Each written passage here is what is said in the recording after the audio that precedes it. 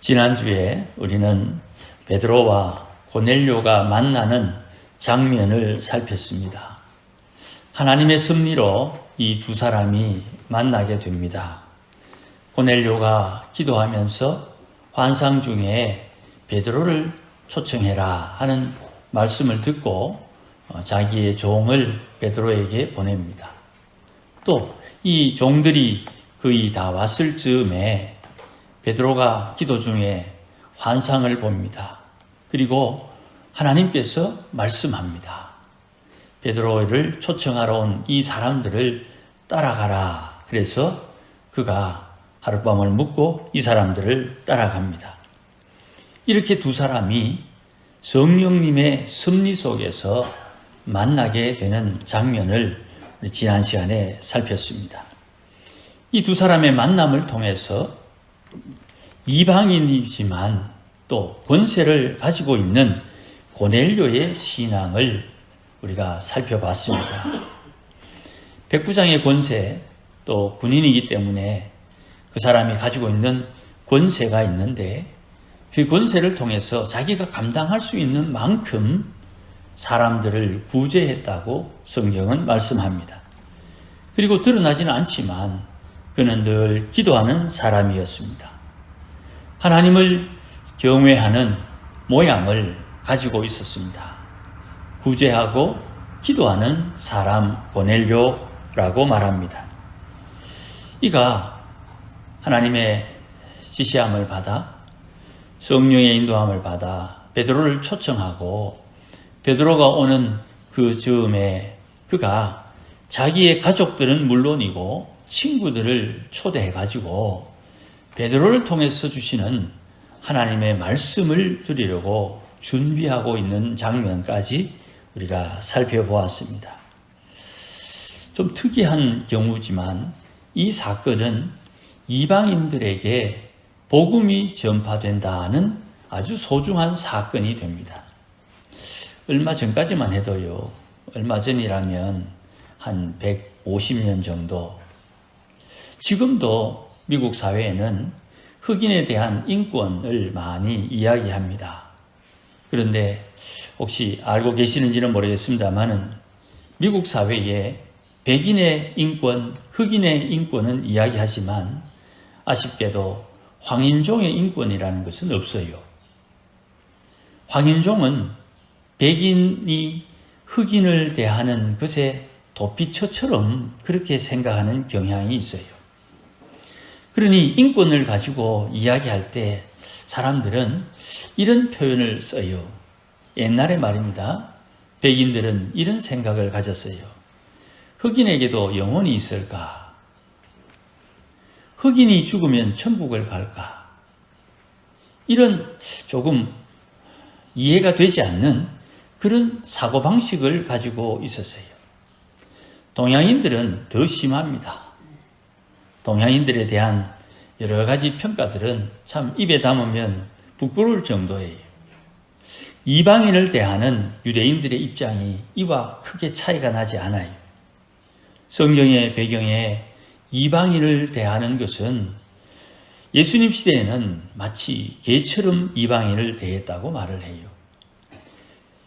같은 유대인이었고 또 유대인의 혈통을 가지고 있음에도 불구하고 이방인들과 혼혈이라는 이유만으로 그들을 이방인처럼 취급했던 그런 역사의 아픔이 유대 사회에 있어요.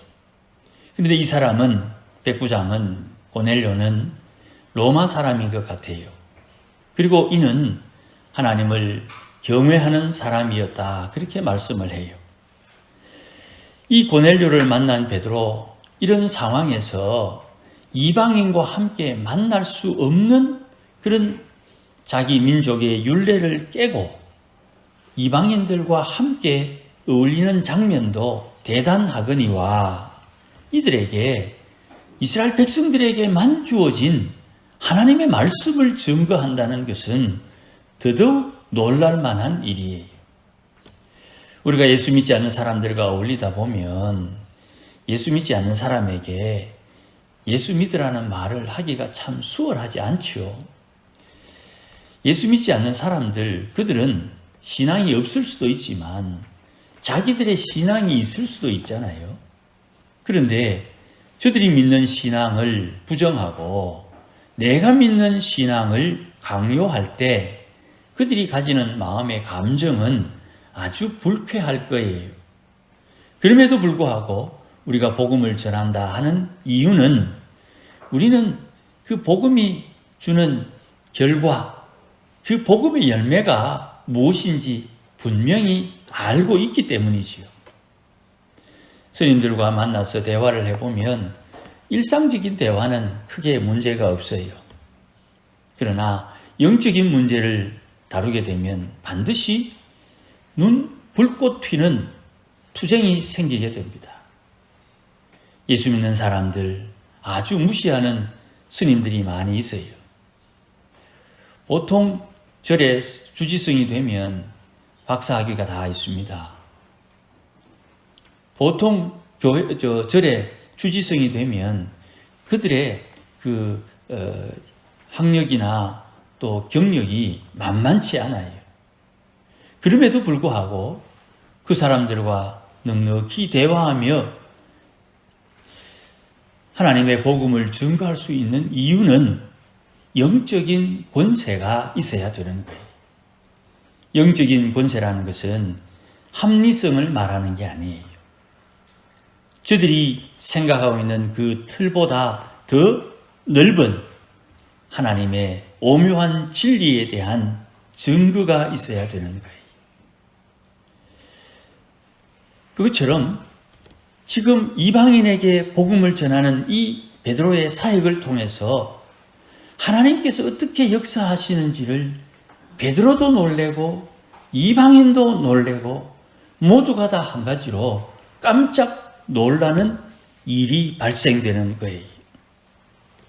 유대인들은 하나님의 말씀을 따라 산다고 자부하면서도 그들이 하나님의 말씀을 따라 사는 그 행실이 무언가 하자가 있다는 것을 잘 깨닫지를 못해요. 이 역사는 다윗 이후로 계속 이어지는 역사예요. 선지자들이 오고 오면서 계속 반복하며 증거하는 말씀은 하나님의 계명을 떠나고 하나님의 율법을 떠난 이스라엘 백성들을 책망하는 거예요. 뒤집으면 어떻게 됩니까? 하나님의 계명에 따라 살면 하나님의 칭찬을 받을 텐데 저들이 책망을 받으면서도 책망받는 이유를 자꾸만 무시하고 잊어버리고 별것 아닌 것처럼 대하면서 하나님의 선지자가 오고 오는 세대에 계속 그것을 지적하는 거예요. 이방인들에게 성령이 임했다고 오늘 본문에 말씀합니다. 고넬료의 가족과 친구들에게 성령께서 임하신 이유가 무엇이냐? 그 베드로의 설교의 마지막 부분 오늘 읽지 않았습니다만은 43절에 이렇게 기록되어 있어요. 그를 믿는 사람들이 다 그의 이름을 힘입어 죄사함을 받느니라.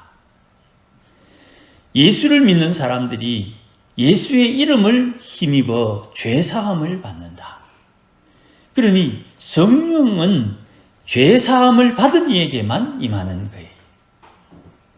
죄의 용서의 은혜를 알고 죄의 용서의 은혜를 믿고 죄의 용서함을 인정하는 그에게 성령이 임하게 되는 것이 이방인이라도 예수를 믿으면 구원을 받고 유대인이라도 예수를 믿지 아니하면 구원을 받지 못하는 것이에요. 이방인이라도 예수를 믿으면 성령이 임하고 유대인이라도 예수를 믿지 아니하면 성령이 임하지 않는다는 것입니다. 이 말은 유대인의 입장에서는 아주 억울한 일이에요. 왜냐하면 구약성경 출애굽을 통해서 유대인으로 태어나는 것 가지고 그들은 하나님 앞에 구원받는 하나님의 백성이 되는 것이에요. 그리고 구원받은 백성이기에 저들이 하나님의 계명을 따라 하나님을 섬길 수 있는 기회가 저들에게 주어지는 것이에요.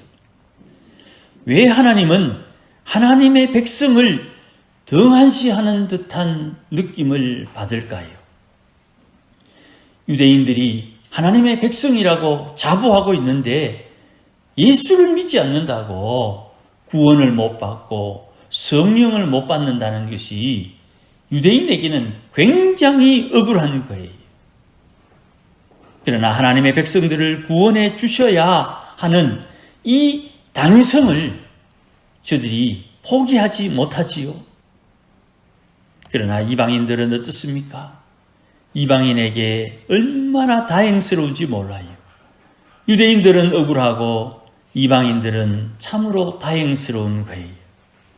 그래서 하나님은 하나님을 경외하고 의를 행하는 사람을 찾는데 유대인은 물론 이방인이라도 하나님을 경외하고 의를 행하는 사람은 하나님 앞에 은혜와 복을 받는 것이에요. 우리 시대도 마찬가지입니다. 예수 믿는 사람 중에 하나님을 경외하지 못하거나 의를 행하지 못하는 이는 이방인들, 예수 믿지 않는 사람들에게 핀잔을 받습니다. 거꾸로 하나님을 경외하고 의를 행하는 하나님의 백성들은 믿지 않는 사람들에게 억울한 일은 당할 수 있지만 그들에게 존경을 받습니다. 오해가 있으면 누구나 다 욕을 하거나 무시하거나 핀잔할 수 있어요. 그러나 그 오해가 풀리고 나면 그래, 그럴 줄 알았다. 그래도 신앙인으로 산다고 했는데 억울한 일을 당했구나 하며 그들을 이해하거나 또 용납하기도 하지 않습니까? 그러니 하나님을 경외하고 하나님의 의를 행하는 이가 진정 신앙인이라고 말할 수 있는 것이지요. 이방인이지만 성령이 임하게 되는 원리, 예수님을 믿고 그의 이름을 힘입어 죄사함을 받으면 성령의 임재가 확실하게 되는 것이에요. 그러니 성도는 이 한 가지 주의해야 되는 것입니다. 부모가 자녀들에게 믿음을 가르쳐야 됩니다. 부모가 자녀들에게 믿음을 가르친다는 것은 예수의 십자가의 보혈이 자녀들의 허물과 죄를 용서한다는 것 분명히 가르쳐야 되고요. 그 용서함을 받은 이가 나 용서받았다, 이제 내 마음대로 살겠다 하는 그 경거망동한 행동을 제어할 수 있도록 성령의 임재함을 가르쳐야 돼요. 하나님의 성령께서 오늘도 우리를 어떻게 인도하시는지 잘 배울 수가 있어야 되는 거예요. 이것은 공허한 것 같지만 사실 아주 구체적이고 체계적인 것이에요. 기도하면서 하나님의 말씀을 묵상하면서 하나님의 인도함을 받는 이 교육과 훈련이 성도들에게 잘 정착되어야 되는 것이에요. 그러니 하나님을 경외하고 하나님의 의를 행한다는 것은 조금 확장하면 성령의 인도함을 받는다는 말의 또 다른 표현이에요. 그러면 지나가는 말로 고넬료가 성령의 인도함을 받았는가? 이렇게 질문할 수도 있겠지요. 예수의 이름을 듣지 못하니까 예수의 이름을 듣지 못해서 저들이 양심적으로 살고 있으나 예수의 영이 임하게 되면 예수님을 믿으면 죄사함을 받으면 마땅히 그러한 삶을 통해서 하나님의 영광을 드러내는 아름다운 일들이 나타나게 되는 것이에요. 그러니 우리의 자녀들이 믿음의 자리에 머물도록 가르쳐야 됩니다. 우리의 자녀들이 지금 우리 집을 다 떠나 있지만 예수 믿는 신앙, 교회를 출석하고 시기가 되면 직분을 받고 자녀손들 주일학교를 통해 신앙을 잘 가르치는지 늘 점검해야 되는 것입니다. 평상시에는 괜찮습니다. 결정적인 순간에 우리에게 어려움이 이르게 될 때에 그것이 원인이 될 수가 있어요. 하나님 앞에 우리의 자녀손들을 위해서 기도하고 축복하는 여러분들의 그 기도가 잘 이루어질 수 있도록 우리의 자녀손들 신앙 안에 거하도록 권면하셔서 믿음 생활 잘 할 수 있도록 기도해 주시기를 부탁드립니다. 베드로의 설교를 통해서 성령이 임하는 것을 경험합니다. 이 사건을 보고 정작 베드로가 제일 많이 놀라요. 45절 말씀에 베드로와 함께 온 할례받은 신자들이 이방인들에게도 성령이 임하는 것을 보고 놀라게 되는 거예요. 가령 이런 겁니다. 어떤 분이 와서 기도 한번 해도 네 교회 다니니까 기도 한번 해도 이랬는데 뭐 잘할 수도 모르는데 그래 뭐 기도해달라고 하니까 기도 한번 하자 하고 기도를 했더니만 하나님께서 그 기도를 통해서 역사가 나타나게 될 때 누가 제일 놀랄 것이냐? 기도해 준 사람이 제일 놀라는 거예요. 성경에도 그런 일이 있었습니다. 성전에 기도하러 가던 베드로와 요한이 성전 가는 길에 안전뱅이를 만났어요. 그 안전뱅이가 한 번 적선해 주십시오 하는 마음으로 눈빛을 보내는데 베드로가 갑자기 성령이 임해가지고 내게 가진 것 금도 없고 은도 없는데 내가 가지고 있는 것은 예수의 이름이다. 그러면서 그 사람의 손을 잡고 예수의 이름으로 걸어라 이랬더니만 이 양반이 안전뱅이가 벌떡 일어났어요. 누가 제일 놀랐을까요? 그 말을 한 베드로가 제일 놀라는 거예요. 지금 오늘 본문의 말씀도 마찬가지. 그런 육체의 허물들을 다시금 회복시키시는 하나님의 신유의 역사를 경험했던 베드로도 성령이 임하는 것, 이것을 보고 깜짝 놀라는 것. 하나님의 일은 하나님께서 주도하시는 겁니다. 예수의 이름으로 죄사함을 받아야 된다는 이 말을 들었던 이 고넬료와 일행들이 성령이 임하는 것을 통해서 이 유대인들, 이 사도를 깜짝 놀라게 하고 있는 것이에요. 성령의 역사는 우리의 지식의 한계 속에서 움직이는 게 아닙니다. 천하 만물을 창조하신 하나님 그 크신 은혜 가운데 우리가 거하는 것이에요. 큰 동그라미 안에 작은 동그라미가 가득 차 있는 거예요. 큰 동그라미는 하나님의 역사하심이요, 작은 동그라미는 내 삶의 영역입니다. 내 삶의 영역 외에 하나님의 크신 은혜와 복은 언제나 임할 수가 있는 거예요. 그것을 부러워하거나 그것이 없어 질투할 필요도 없어요. 우리가 하나님 안에서 경외하는 삶을 살고 하나님의 의를 행하는 삶을 살기 위해 애를 쓴다면 누구나 그 은혜와 복은 누리게 되는 것이에요. 여러분, 이 고넬료의 일행들이 하나님을 높입니다. 특별히 46절에 방언을 말했다 이렇게 되어 있는데, 이 방언이라는 말은 해석하는 데 따라 좀 다르지만 보편적으로는 이렇게 봐요. 우리가 한국 사람이니까 한국말을 하죠. 한국말을 하는 사람이 영어를 하면 이게 방언이 되는 거예요. 유대인들이 쓰는 말이 있어요. 그런데 이방인들은 하나님의 진리를 잘 몰라요. 그런데 이 이방인이 예수 이름으로 죄사함을 받는다 하는 말을 듣고, 아, 예수님이 우리의 구원자가 되는구나 하는 것을 이해하고 인정하고, 내가 예수 그리스도 이름으로 죄사함을 받았습니다 하는 요 말, 이방인이 예수님의 이름으로 죄사함을 받았습니다 하는 요 말이 방언이다 이 말입니다. 이걸 자꾸만 신기해가지고 할렐루야 이렇게 이야기하는 이것은 적절치 않아요.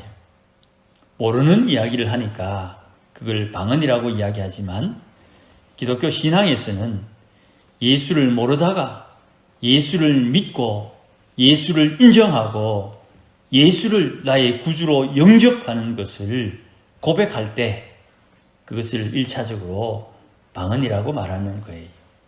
그러니 세례를 누구에게 줍니까? 우리가 예전에 세례 받을 때 다 교육받은 것입니다. 세례는 예수님을 하나님의 아들로 믿고 그 예수의 십자가 사건을 통해서 우리의 허물과 죄를 용서받았다고 고백하는 이에게 세례를 주는 거예요. 이 세례를 받는 조건을 47절 말씀에 성령을 받았으니 이렇게 말을 해요. 성령을 받아 예수님을 믿고 예수의 이름으로 죄사함을 받는다고 고백하는 이 고넬료 일행들을 위해서 성령을 받은 이에게 세례를 베푸는 것은 전혀 문제가 없다. 그들이 비록 이방인이라 할지라도 이렇게 되는 거예요. 그러니 세례를 받은 이 사람들은 근본적으로 이방인임에도 불구하고 예수님을 나의 구주로 하나님을 아버지로 고백하는 이에게 세례가 주어지는 거예요. 사랑하는 여러분, 우리가 하나님의 백성다운 삶을 사는 첫 번째 단추는 예수를 믿는다는 고백이고요. 이 예수 믿는 고백의 핵심은 세례를 통해서 우리에게 징표가 되는 거예요. 세례를 받았다 하는 이 말씀은 내가 예수 믿어 구원받았다는 말이고요. 구원받은 내가, 다른 말로 세례받은 내가 이 땅에 어떻게 살 것이냐, 이것은 성령의 충만함을 우리에게 요구하는 거예요. 성령의 충만함을 받는다는 것은 세례받은 예수 믿는 내가 이 땅에서 사는 동안 이런 일 저런 일 겪으면서도 신앙을 잃지 않고 신앙이 자라는 능력을 가지고 산다는 말이에요. 오해를 당할 수 있어요. 억울한 일을 당할 수 있고요. 손해를 볼 수 있어요. 그런데 손해본 것 가지고 신앙이 자라게 된다면 그건 좀 해볼 만한 장사가 되는 거예요. 제가 언젠가 말씀드린 내용이 있지요. 점심 한 끼 먹는데 200만 원을 썼대요. 그럼 우리 마음에 아이고 점심 한 끼 어떻게 200만 원이나 먹노? 그런 생각을 합니다. 그 누구나 다 그런 생각을 할 수 있어요. 그런데 알고 봤더니 그분이 계약을 하기 위해서 계약하는 그 회사와 함께 만나서 계약을 하는 가운데 접대하기 위해서 식사를 200만 원 했답니다. 그렇죠. 200만 원 접대하고 20억 벌면 그 200만 원이 문제입니까?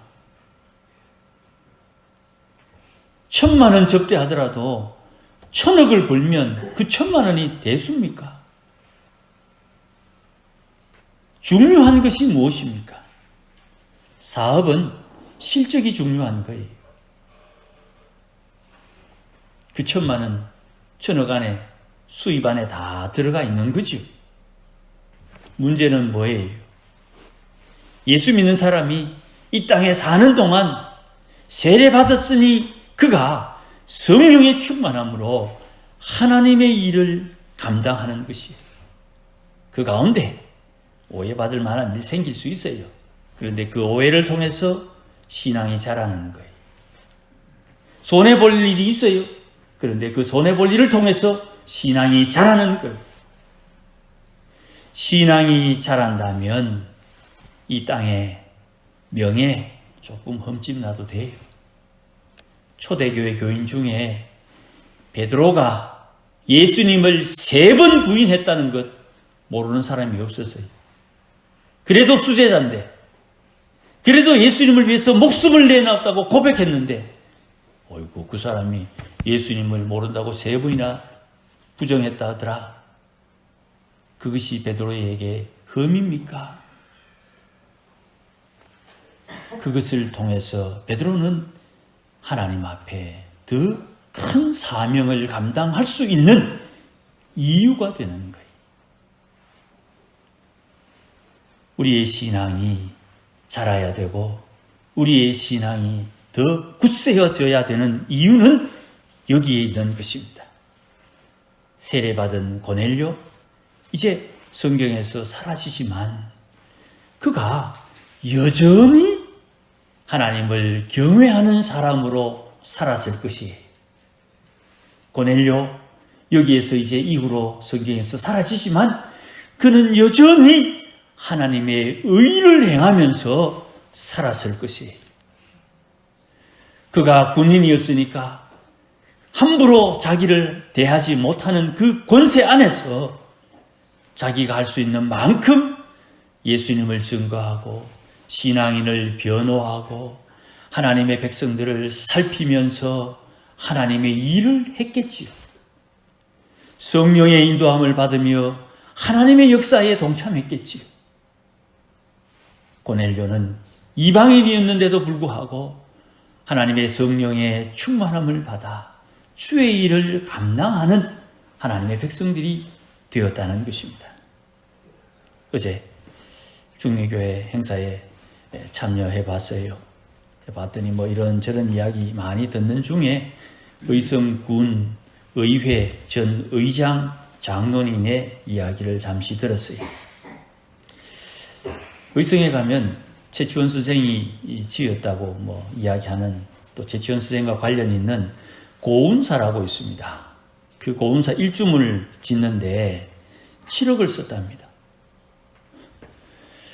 그 7억을 쓰면서도 그 국가나 주위에 있는 사람들은 그것을 가지고 뭐라고 그러지 않는데요. 중리교회 예배당, 100년쯤 된 예배당, 그 예배당을 보수하고 수리하는데 2천만 원 썼대요. 그것도 군의회 의장이 장로님이니까 또 그 일을 성사시켰답니다.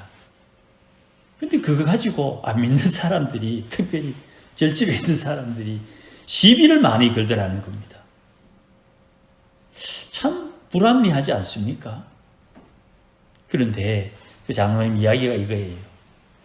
하나님께서 이 일 때문에 나를 의장으로 세워주지 않았는가?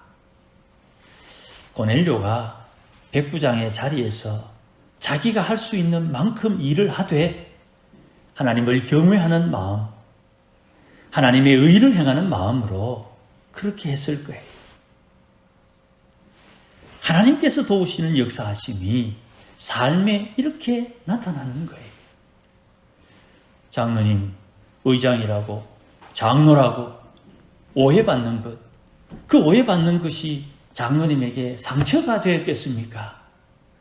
자랑스러운 일이 되었겠습니까? 하나님의 백성들은 하나님을 경외하는 큰 그림, 하나님의 의를 따라 사는 큰 그림을 가지고 살아가는 것이에요. 어제 저녁에 또 나라 일로 복잡하고 난리법석 엉망진창 일들이 생겼지요.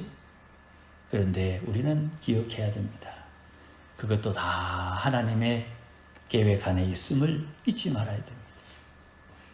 하나님께서 저런 상황, 이런 상황을 통해서 우리의 마음이 흔들리지 않고 하나님을 사랑하고 하나님의 은혜 가운데 살고 있는지를 시험하는 것 절대로 놓쳐서는 안 되는 거예요.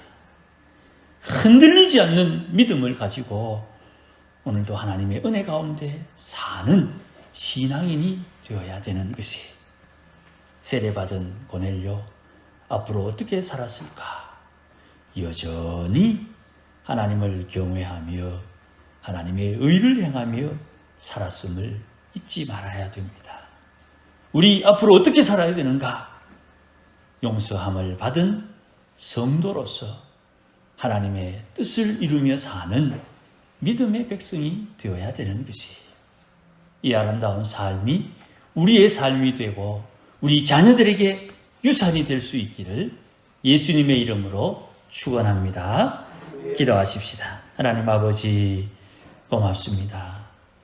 부족한 것, 연약한 것 생각해보면 어찌 하나님 앞에 나올 수 있으며 주의 이름을 부를 수 있겠습니까?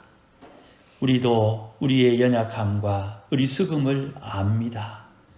그러나 사랑해 주시고 용납해 주시고 복을 주시며 약속을 주시는 하나님께 감사를 드리오니 남은 삶을 하나님을 사랑하며 주의 계명을 지키며 하늘에서 이루어진 주의 뜻을 이루며 사는 믿음의 권속들이 되도록 역사하여 주시옵소서. 오해받을 때에 신앙으로 믿음이 자라나는 기회로 삼게 하시고, 억울한 일을 당할 때에 탄식하는 일이 있을 때에도 주의 이름을 불러 구원함을 얻는 믿음의 백성들이 되도록 역사하여 주시옵소서. 예수님의 이름으로 기도하옵나이다. 아멘. 기도하겠습니다. 이제는 우리 주 예수 그리스도의 크신 은혜와 하나님 아버지의 극진하신 사랑과 성령님의 감화 감동 충만하신 은혜가 오늘도 하나님을 경외하며 주의 의를 행하며 살기를 소원하여 믿음의 기초 예수 이름으로 용서함을 받은 아름다운 신앙의 모양으로 주를 섬기기를 소원하는 모든 믿음의 권속들 심령 위에, 가정 위에, 자녀손들 위에, 우리 교회 위에 이제로 영원토록 함께 계실지어다. 아멘.